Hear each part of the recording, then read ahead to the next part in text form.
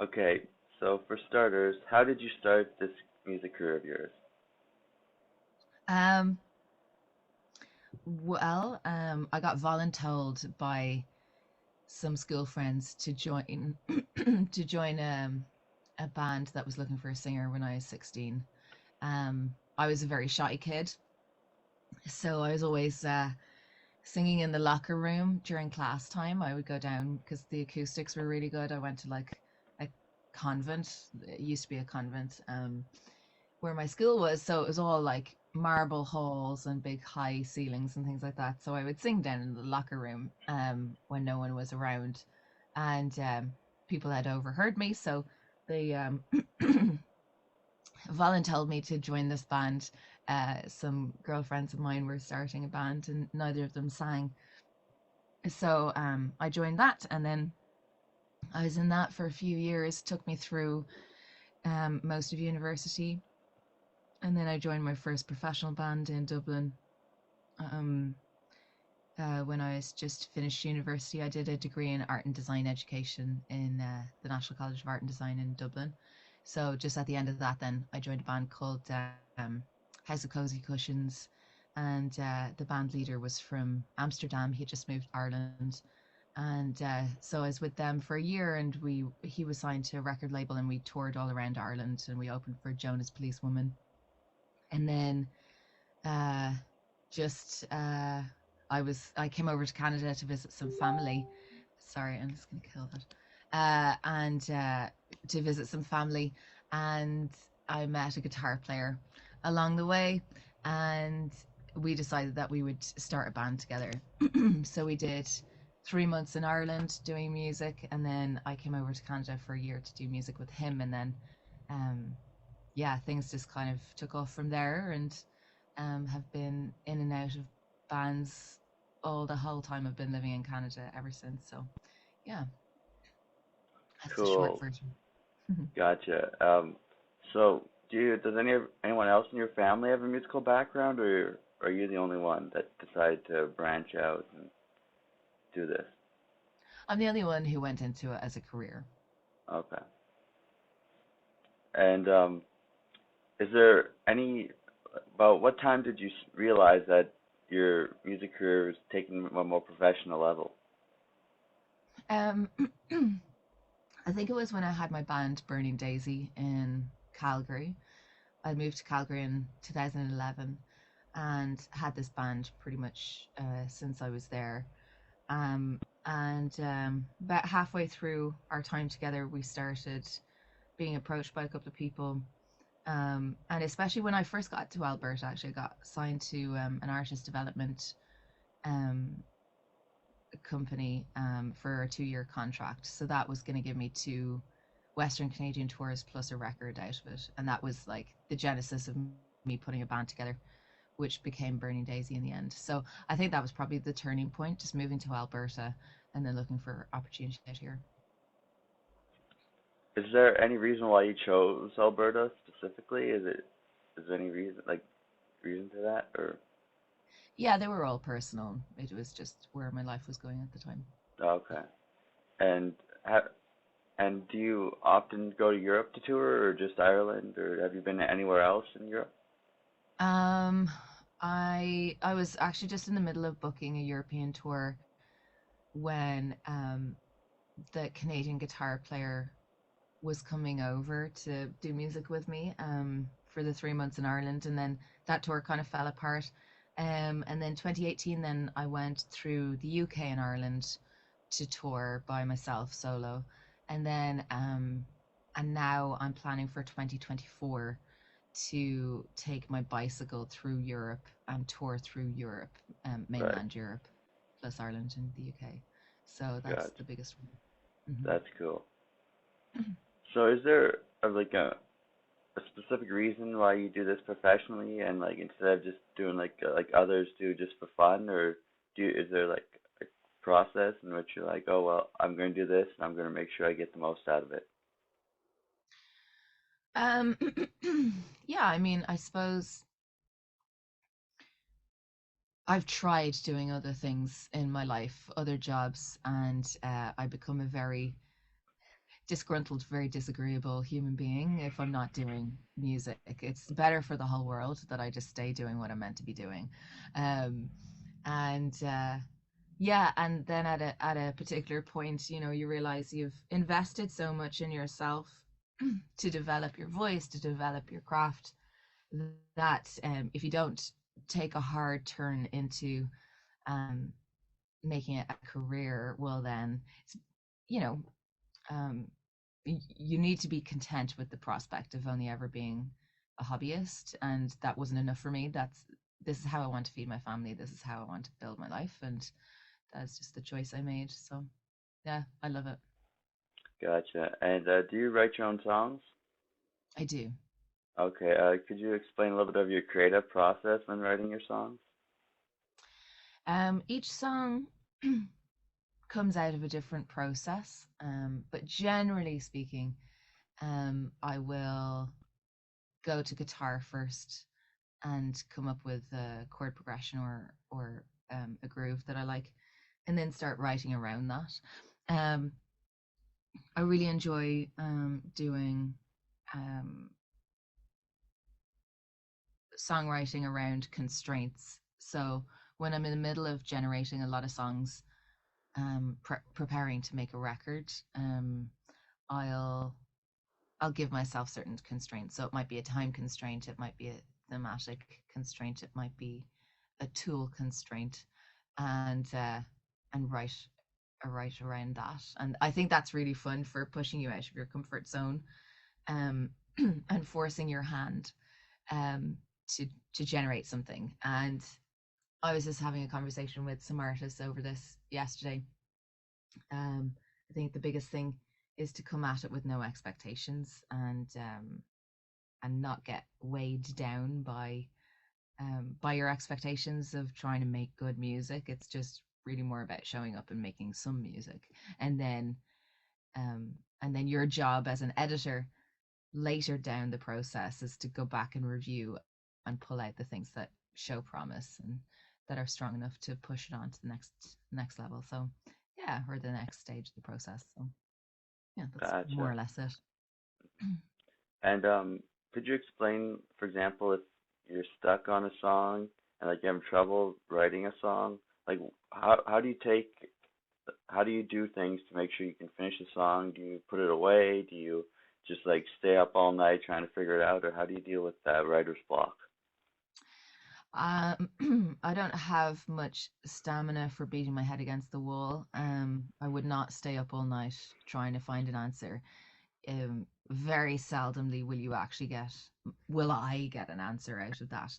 I find it's better just to walk away and do something really mundane, like do the dishes or do the laundry, go for a walk, because the minute you stop trying, then it shuts down that side of your brain and relaxes everything. And then when you're doing something mundane, um, it subconsciously reaccesses that other part of your brain. And there's a great story that John Cleese tells. He was one of the team on Monty Python, and he was in Faulty Towers, and he was talking about creativity, and he was describing one time early in his career when he was writing a script. I believe it was for Monty Python, and he was really messy. His office was a mess, and the deadline was coming up to submit this um, screenplay that he'd written, and he lost the script. He lost it somewhere in the mess, and um, to meet the deadline, he had to rewrite the entire script again. And he found that after he submitted it, he was curious. He ended up locating the original draft of the script after the deadline had passed. And out of curiosity, he took the two scripts and compared them, A to B. And he actually discovered that the second draft that he submitted to meet the deadline, the jokes in it were much snappier. They were like much more to the point, and the overall plot was tighter and more succinct. And what he discovered through that process is that like your subconscious brain is always working on the creative art, even if you feel it's complete, something is always ticking over in the background. So I thought that was really fascinating, and it's true in my own work. So again, I was talking about this with another artist a couple of nights ago, where like sometimes you have the experience where you're just like you're rushing in a process to get a record made, and then you put out a song or a series of songs, and you might discover many years down the road that a song that you recorded onto the album, you stumble across its true form, and maybe there's a lyrical thing that you realize you kind of like could have rearranged in a different way and stuff like that. So things are always evolving, and I think that's great. Especially, I love to see that when artists are playing their own music on stage, and things aren't as they appear on the record, and I really enjoy that. Um, so yeah, no, it's a different process, and things Okay, change all the time. gotcha. And do you have a favorite song that you've written or sang or anything like that? Um, I enjoy a lot of my songs for different reasons. So Um, I think I have favorite songs for particular situations more than one favorite song. Yeah. Gotcha, So if I want the crowd to sing along with me, I know what songs I'm going to play. If I want the crowd to feel sad and introspective, I know what song I'll play for that. And if I want this crowd to feel uplifted, I know what song I'll play for that. So yeah. gotcha. And let's say for example, your music career wasn't going anywhere. Do you have like a backup career or something else that you would have went to if you didn't choose music? Yeah, I had backup careers, and I used those as side jobs all the way along, and I discovered that I'm a miserable creature when I do those. So this is make or break. This is like I will do this until I die. I've Gotcha. tried all the backups, and they're not, yeah, I'm not into them. Okay. What's it like performing on stage in front of people? I love it. That's why I do it, right? It's electrifying.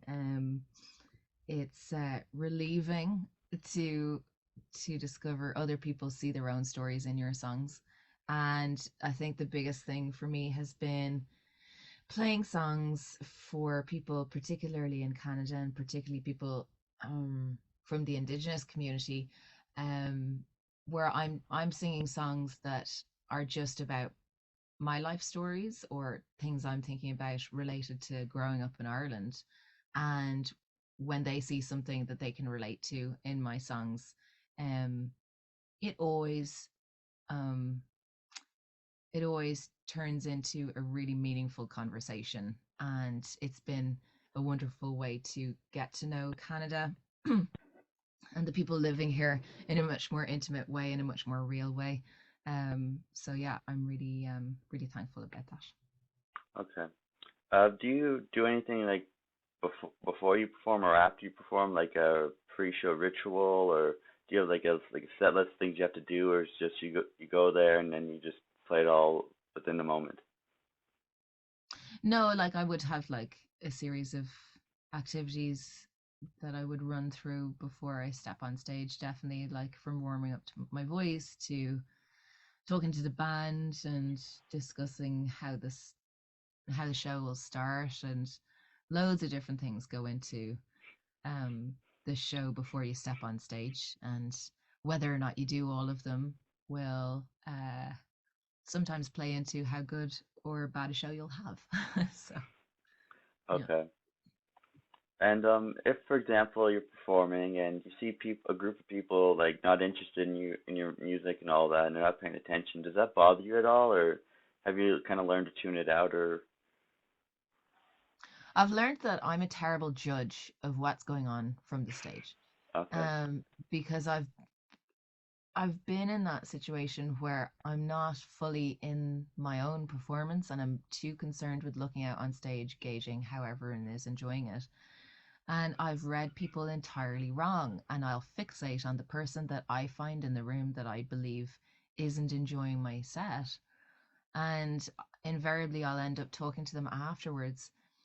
And what I read as disinterest on their face was actual, like, deep reflection um, during a song of mine, and often it's it's a situation of maybe I've played a cover or something that they haven't heard since a family member of theirs has passed away, and it just threw them down into a tunnel of memories and emotions that they were processing right in front of me because of what I gave them, which is hugely powerful. And then other times, if people are like busy talking down the back, often those are the people that will come up and tell me how much they enjoyed the show. And it's a really important reminder that yes, I'm the musician on stage and I'm there to share my art and part of myself with me, but I'm also part of people's nights out. And how they choose to enjoy themselves is is for them to decide. And if I can also turn that back around on myself as a challenge and be like, okay, well, if I'm not engaging enough to make them shut up, well then that's on me, and that's my challenge for this show to figure out how I can elicit that from them, right? So like, two shouting people are never going to overcome the other person. It's normally if you have a very big loud voice and the other person goes incredibly quiet, then that's a cue for that loud person to shut up and pay attention really quickly, like that like really stern teacher that you always have in school, that when they're angry and their voice gets quiet, then you know you're in trouble, or a parent, right? So um yeah, you can either pull challenges from it or you can walk off stage feeling defeated. So it's your choice how you deal with it on stage. Gotcha. And has there ever been a favorite place that you've been to perform or tour at? um yeah. Uh, like growing up in Ireland, I always loved going to Whelan's, which was a great live music venue where I saw everyone that I ever loved. Um, and I had the chance to play that stage in House of Cozy Cushions, except I got run over by a car the day before. And thankfully, there were two singers in the band, so I had to watch from the audience side of the stage, watch my band perform all the songs because my whole chin was stitched up and I couldn't actually like sing. So that was that's still on my list of shows to like go back and actually play from the stage. Um, and then in Canada, yeah, like there's some really nice spots like Live on Elgin in Ottawa is so fun. It's a beautiful venue. Same as Station on Jasper. I was meant to play there in on the 9th of February in Edmonton here, but it closed like the week before, which was heart wrenching, and such a nice venue. And it's a real blow to the community to lose another venue like that. The Aviary is always super fun to play. They're like not far from me, and I love playing that venue. So yeah, there's lots of great ones around to play. Gotcha. And is there any particular area or venues or anything at concerts or anything like that that you want to perform that you haven't done yet, like in the future? Oh yeah, definitely. Like I'd love to play the Starlight Room in Edmonton. I'm really excited that I'm getting to play the Roxy in Vancouver in May, which just got confirmed, so that'll be the 11th of May. Um, yeah, there's lots on my list. Yeah. Okay, that's good. And if you want to talk a little bit more about your touring you have coming up. Mm. Well, I'm doing a short run out to Ontario in March to make some music videos and do some co-writes with people. So I'll be playing a show while I'm out there at the Doors in Hamilton on the 26th of March. And then for the rest of the summer, I have an album coming out called Skyward on the 11th of May, and sorry, the 12th of May. And so I'm going to be cycling my bicycle across the country to promote sustainability and the album, because the my name is 0Stella, and the zero in my name that it's spelt with stands for zero waste. So last through lockdown, basically, I kind of um, decided while I was listening to like favorite musicians of mine do like Instagram lives and things, they were all talking about how nice and clean the skies were, um, because nobody was flying anywhere, and how it got them thinking that they might like rejig their world tour schedules because they were Irish. Um, how they might rejig it to do their world tours with fewer transatlantic flights.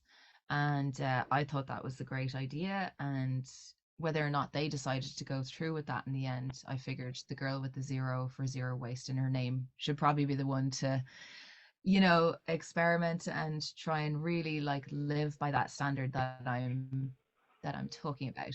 So last year I cycled from Victoria to Halifax by myself, unaccompanied, with a solar panel and a tent and my guitar on a trailer behind my bicycle. And the whole thing weighed 192 pounds, and I covered 5,300 kilometers and arrived in Halifax by the 1st of October. So that was incredible. I played 60 shows across the country.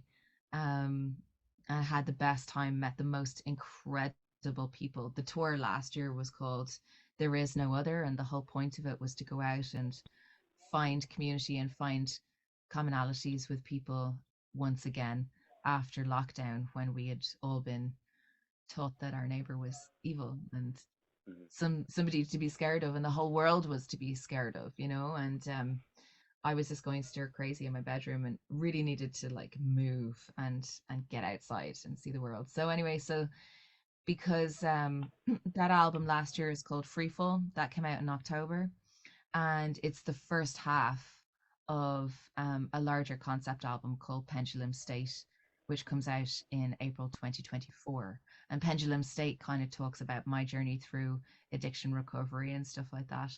So I've split the full album into two smaller mini albums. So Freefall came out last year, Skyward is coming out this year.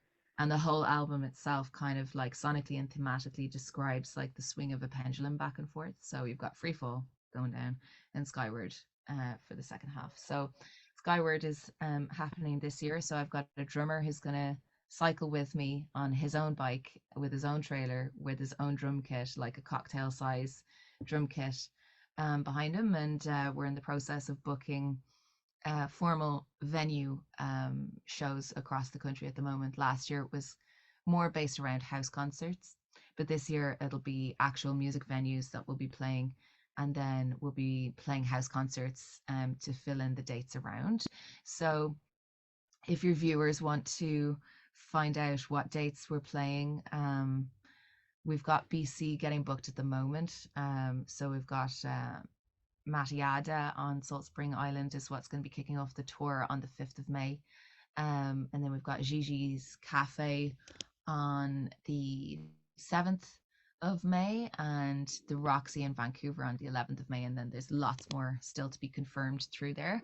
Um, but the best way for anyone to find out additional tour dates and if I'm coming through their city is to go to ostella.com. So 0stella.com, and you can sign up for the mailing list there because everyone who's on the mailing list will get first dibs to have me at their house to play a house concert, which is honestly like the best way to experience music. It's so fun. You get like a 2 hour show um, at your house. You can bring all your friends.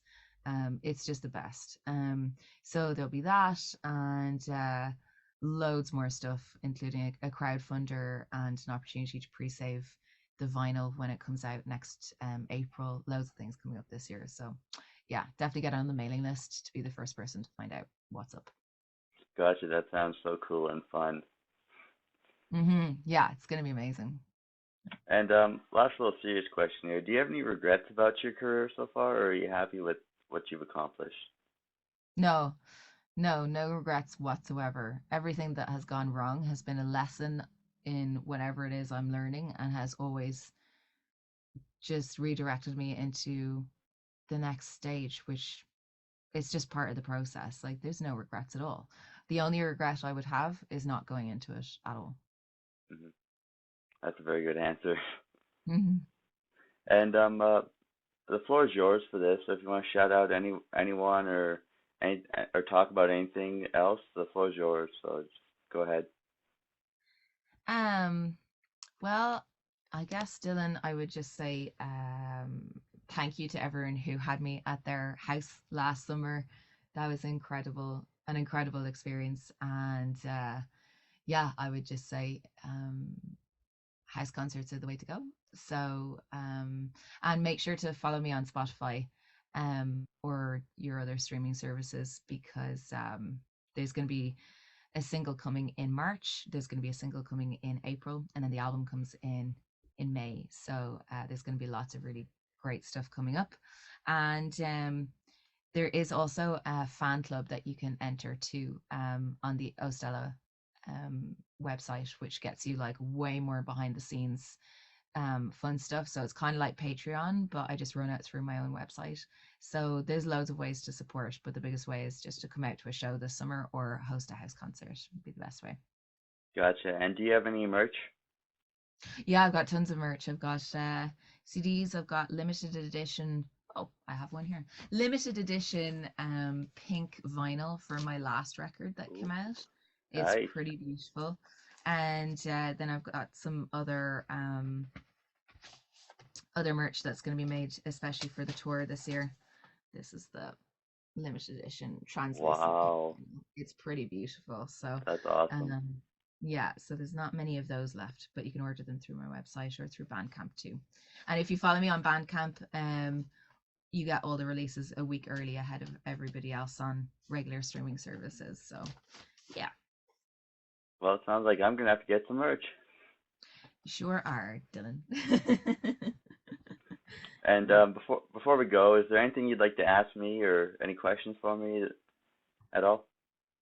um, no, I think I'm good. You want to be a music journalist, is it? Well, just journalists in general, music, sports. I like talking to people and getting to know their stories. So Very cool. plus, Yeah. I think yeah, human interaction with each other is one of the best ways to go about life. Oh my God, is it ever? Yes, Mm. yes, yeah. It just fills you up, it energizes you. Humans are the best. So, All right. yeah, I'm glad that you're doing that.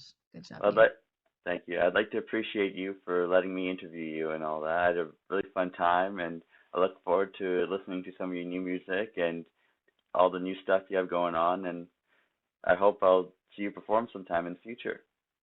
Absolutely. Yeah, there'll be lots of shows up in Edmonton. We'll be coming through. You're in Lacombe or Leduc? You're Ledoux. Leduc, right? Yeah. Yeah, yeah, we'll be coming through. So yeah, keep your eyes peeled. Okay. Well, thank you so much. I hope you have a great rest of your day. Thanks, you too, Dylan. Take care. Goodbye. Bye.